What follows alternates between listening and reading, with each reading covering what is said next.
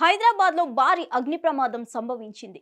ఉప్పల్లోని CMR shopping మాల్లో ప్రమాదవశాత్తు మంటలు చెలరేగాయి. కొద్ది సమయంలోనే మంటలు భారీగా ఎగిసిపడడంతో షాపింగ్ మాల్ మొత్తం మంటలు వ్యాపించాయి. దాంతో షాప్ మొత్తం కాలి బూడిదైంది.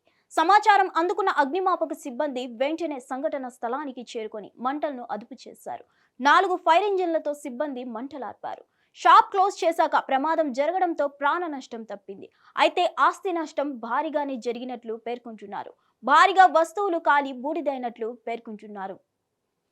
అయితే భారీగా మంటలు చెలరేగడంతో స్థానికులు భయాందోళనకు గురయ్యారు. కోట్ల రూపాయల్లో ఆస్తి నష్టం ఉంటుందని అంచనా వేశారు. ప్రమాదానికి షార్ట్ సర్క్యూటా, వేరే కారణాలేవైనా ఉన్నాయా అన్న కోణంలో దర్యాప్తు ప్రారంభించారు.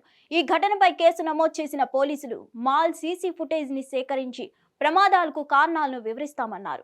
ఈ ఘటన హైదరాబాద్ నగరంలో కలకలం రేపింది. రద్దీ సమయంలో అగ్ని ప్రమాదం జరిగితే భారీగా ప్రాణ నష్టం జరిగేదని, షాపు మూసివేసిన తర్వాత జరగడం వల్ల ప్రాణ నష్టం తప్పిందని పోలీసులు తెలిపారు. యాజమాన్లు ఫైర్ సేఫ్టీపై దృష్టి సారించాలని కోరుతున్నారు.